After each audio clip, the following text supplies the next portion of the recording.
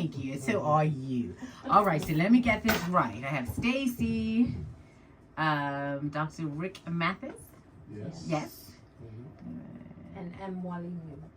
And Wally Mew. Yeah, that's how. And Wally Mew. Melody Van Putten. Yes. And Wally People don't Mew. like to say my full name is Melody Sherry Van Putten. And Wally Mew is my teacher. Yeah, and Wally Mew is teacher. It is Kiswahili. It is the equivalent of professor. Okay. And Wally Mew. Melody Van Putten. And that's at Shea University. Correct. Okay. You not heard about Shea University? Vaguely, yes. I don't ask me any questions. I would have to Google.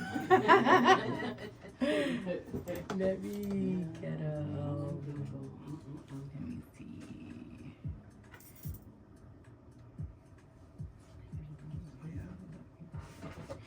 Interesting. When will black people put black people first? It's a provocative. Very. Designed to initiate important conversation that only we can have for ourselves. That's like an onion plus an onion plus an onion. Absolutely. It is. Peeling those layers. That's exactly what we're trying to do this weekend. To start that process. I don't even know if anyone has the right answer. If there is a right answer for There that. are multiple answers. Yeah. I feel like we're being interviewed already. No, because that's But there are multiple answers and multiple solutions because we can say there's one big giant problem, but we know that it's not a one size fits all. Exactly. Okay, let me bring you guys in.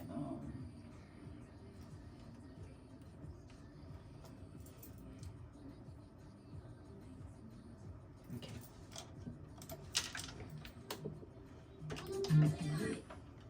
Holding it down inside the 8 o'clock hour. Time check 8:16. I have a full house with the next interview right here. I have Curb's executive Stacey Lee Williams. I have Ashay's University's Malamu.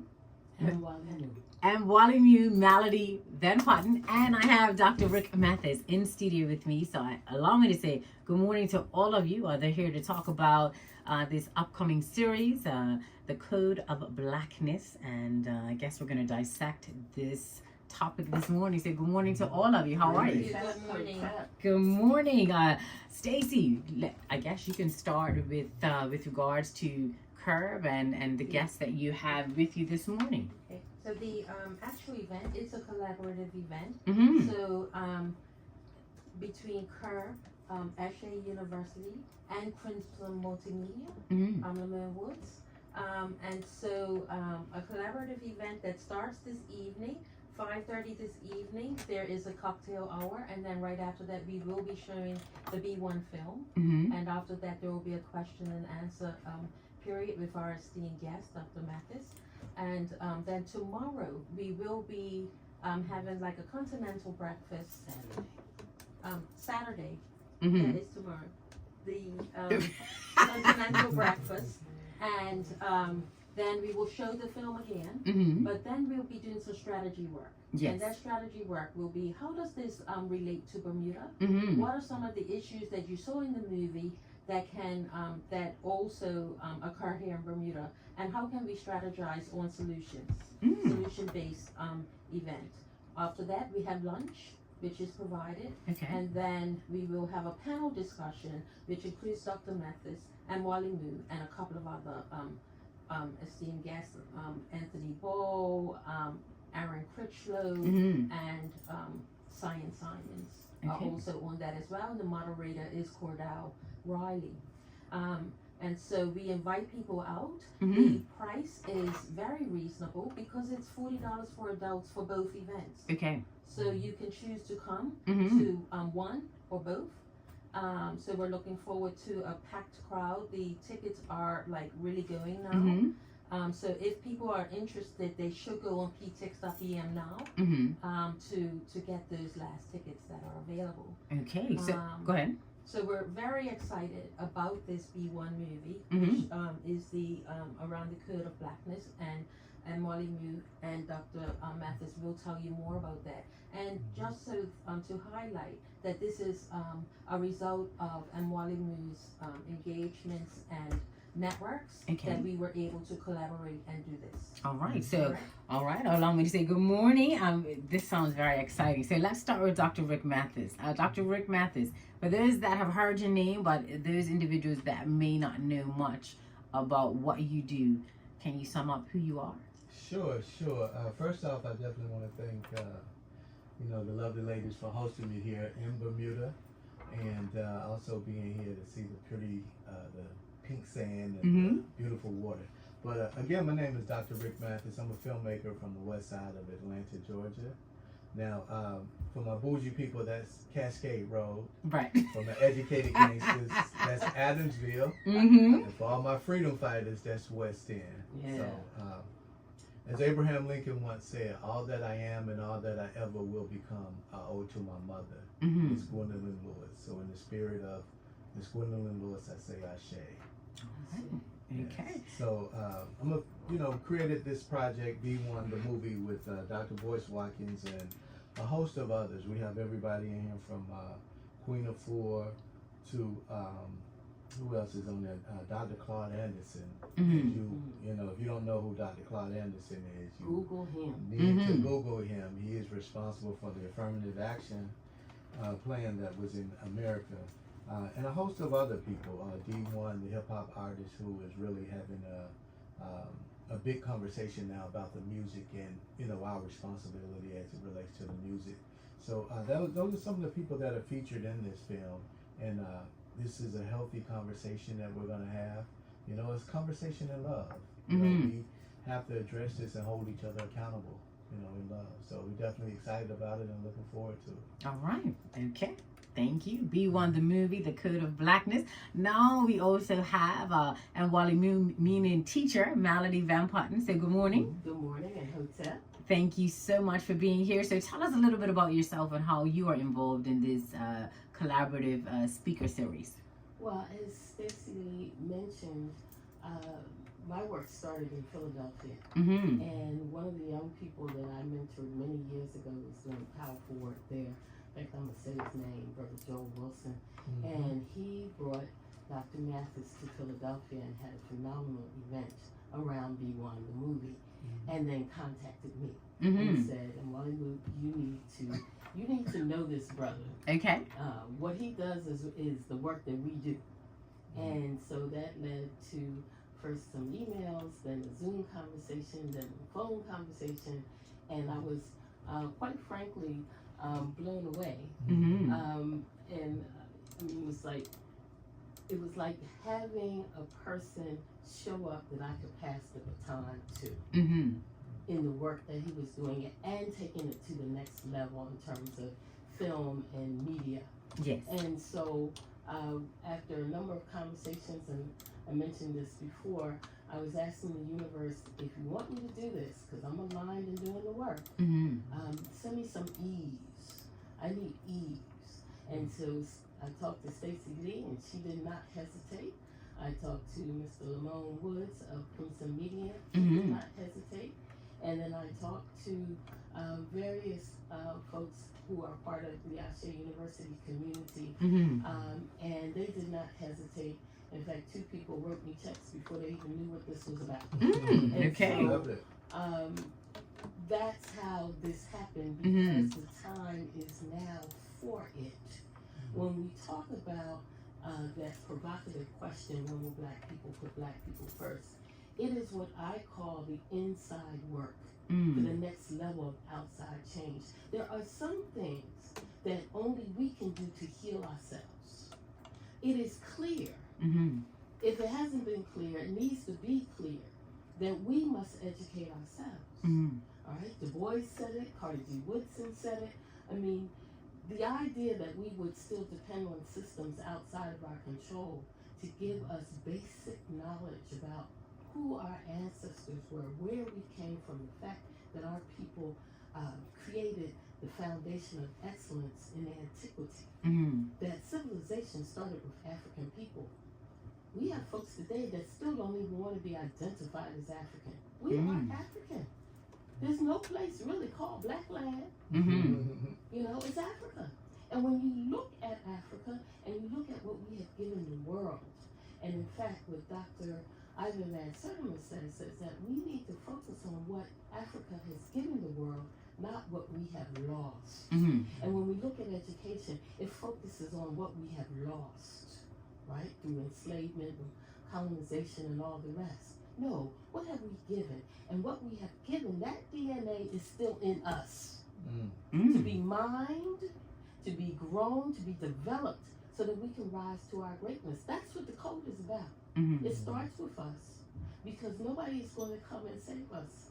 Yes, most people have heard that rather if you say it as a cliche or it's a saying, forever. Yes. No one's it's coming true. to save us. And in fact, what I often say, as a spiritual person, if our individual religions could save us, we would be saved. At the same time, what I tell my Afrocologist colleagues, if just knowledge of our history could save us, we would be saved. We need the energy and the wisdom of both. Okay. Because when we bring them both together, that's how we are empowered to do what needs to be done to heal ourselves, to grow ourselves, and to heal our communities. Wow. Okay. So B1, the movie, the Code of Blackness. How did this quickly come about? When I say come about, did you just wake up and say, you know what, now is the time to put something like this together, or have you been working on this for a while? Well, actually, a gentleman by the name of Jason Black kind of coined the phrase B1, and Dr. Boyce Watkins started using it.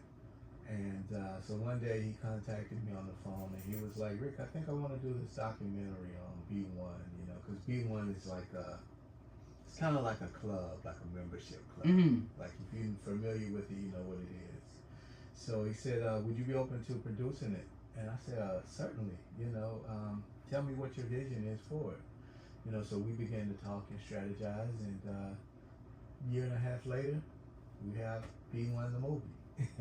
And here you are. Yeah. A year and a half later. Yeah, so we actually had to you know, strategize and kind of go through some things, and you know, one of the things that makes this project near and dear to my heart is that my mom transitioned during the middle of this project. So when I you know, acknowledge her in the beginning of my speak, you know, it comes from that speaking, and we have a scene in the film that, you know, just, you know, kind of honors her, speaks to that. You know, the ancestry.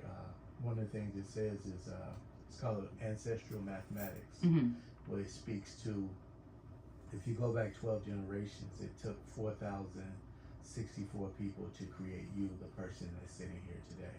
Starting with 2 parents, 4 parents, 8 parents, so on and so forth. You know, so it's very powerful, and it shows that connection. You know, as you were speaking earlier in regards to our history and us knowing who we are, we have to be anchored in that, in who we are, and connected to, you know, those people that came before us. Because if we're not, then there is no accountability.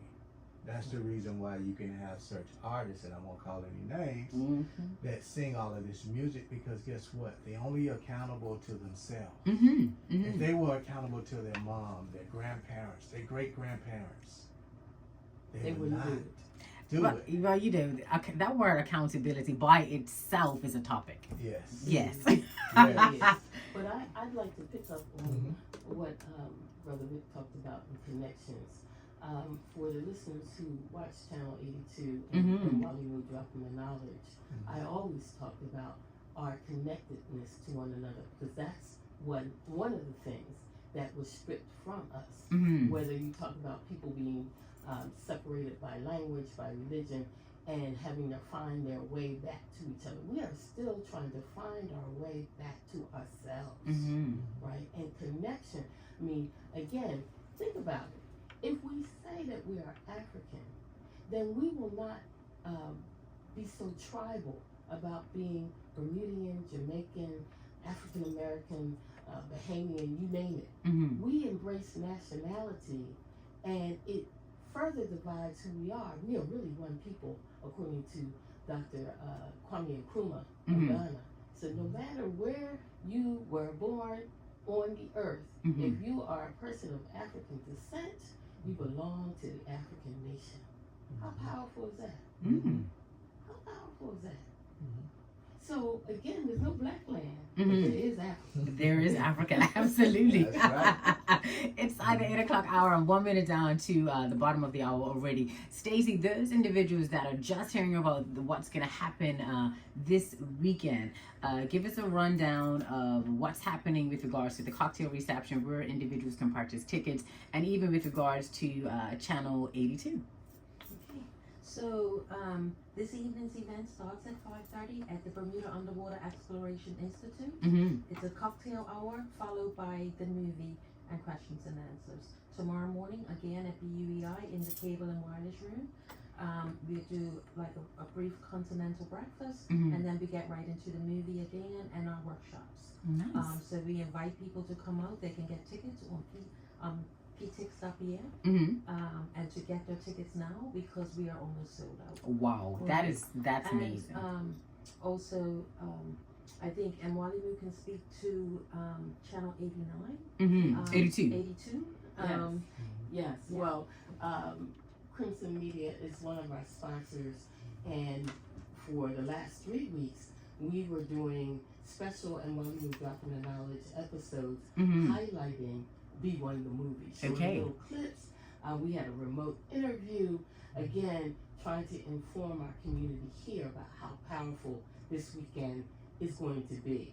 Let me also mention that student tickets are $25 because we want young people to be involved. So we Yes. want to Senior school, Yeah, okay. senior school and college age.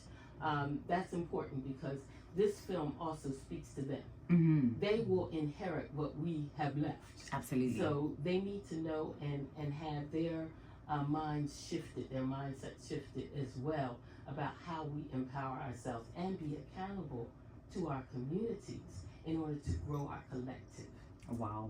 Wow. And You just know, one more go thing. ahead. Tickets are $40. I think Mhm. I said it earlier. Yes. But that's inclusive of both events. So you Okay. can choose either or to come to both or either or. So we've made it very reasonable so that Mhm. people can come out. And that includes refreshments and lunch. There you go. Well, I want to take this opportunity to thank all of you for coming by. 15 minutes is never enough time. So I'm going to have to let Miss Stacey know in future when you decide to visit. Please book me in advance at a different time and let me know so I can let my listening audience know and we can have a longer discussion. But I'm pretty sure this weekend will be fabulous. So thank you all for Thank coming you. by this morning. And you just need to come yourself. Exactly. Thank you so much. All right. Those that are asked to go to the website ptix.bm inside the 8 o'clock hour in 2 minutes outside of 8:30. I have your major news coming up. I'll be back with you with our weather. We are Power 95. Stacey, how did you just come in for 8:15? When did you book this? We booked it about a month ago. We booked it a month ago. You should have And also chosen said- 8:45. Oh, see,